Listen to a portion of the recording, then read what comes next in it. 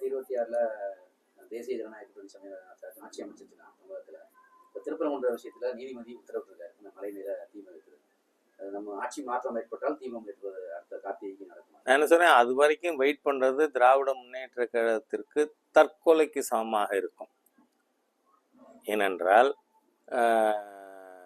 நீதிமன்றம் அந்த கள்ளத்தி மரத்தில் இருந்த தர்காவோட பிறை கொடி அதை ஆக்கிரமித்து கட்டப்பட்டது. ஏன்னா அறநிலையத்துறையே அந்த இடம் எங்களுக்கு சொந்தம்னு சொல்கிறாங்க. அப்போ அதில் போய் எப்படி தர்கா கொடி கட்டலாம்? அதுக்கே நான் அங்கே போய் போராட வேண்டிய அவசியம் இருந்தது. ஏன்னா நீதிபதி அவர்கள் தீர்ப்பு கொடுத்து 4 நாள் ஆச்சு, ஆனாலும் செய்யலை. நம்ம போராட்டம் நடந்தது, கொடி இறக்கப்பட்டிருக்கு. அதனால என்ன, விழிப்புணர்வு உள்ள இந்து சமுதாயம்தான் வெற்றிகளை அடைய முடியும். அதனால நிச்சயமாக நீதிமன்ற தீர்ப்பை தேசிய ஜனநாயக கூட்டணி அரசு செயல்படுத்தும். அன்று பிரதமராக இருந்த டாக்டர் மன்மோகன் சிங் இவர்கள் ஜல்லிக்கட்டை காட்டுமிராண்டி விளையாட்டு அப்படின்னு சொன்னதை யாரும் மறந்திருக்க முடியாது. ஆனால் அதற்கு பிறகு 2015 ஜனவரியில் மாண்புமிகு பிரதமர் மோடி அவர்கள் ஆட்சிக்கு வந்த பிறகு நாம் ஜல்லிக்கட்டுக்கு ஒரு அரசாணை பிறப்பித்தோம். ஆனால் உச்ச நீதிமன்றம் அதையும் தடை செய்தது. அதனால் 2017 காளை மாடுகள் பொதுப்பட்டியலில் வர்றதுனால மாநில அரசாங்கம் ஒரு ஆர்டினன்ஸு கொண்டு வந்தால் அதை மத்திய அரசு அப்ரூவ் செய்யுமானால் இதை உடனடியாக நாம் ஜல்லிக்கட்டு நடத்த முடியும் என்று மத்திய அரசின் ஆலோசனையில் அகில இந்திய அண்ணா திராவிட முன்னேற்ற கழக மாநில அரசு ஜல்லிக்கட்டுக்கு ஆதரவாக ஒரு ஆர்டினன்ஸ் கொண்டு வந்து அதே மாண்புமிகு பிரதமர் நரேந்திர மோடி அவர்கள் தலைமையிலான மத்திய அரசு உள்துறை அமைச்சகம் அதுக்கு அப்ரூவல் கொடுத்ததுனால இன்னைக்கு ஜல்லிக்கட்டானது கொண்டாடப்படுகிறது.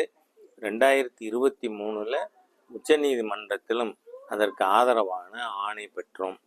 ஆகவே தமிழகத்தில் இருக்கின்ற திமுக, காங்கிரஸ் போன்ற கட்சிகள் ஜல்லிக்கட்டுக்கு விரோதமானவர்கள், தமிழக மக்களின் பண்பாடு கலாச்சாரத்திற்கு எதிராக செயல்பட்டவர்கள். ஆனால் நேற்றைய தினம் பார்த்தீங்கன்னா அலங்காநல்லூரில் மாண்புமிகு முதல்வர் அவர்களுடைய படமும் துணை முதல்வர் படமும் போட்ட டிஷர்ட் போட்டுன்னு வரலைன்னா மைதானத்தில் இறங்க முடியாது என்று ஜல்லிக்கட்டு வீரர்கள் மிரட்டப்படுகிறார்கள்.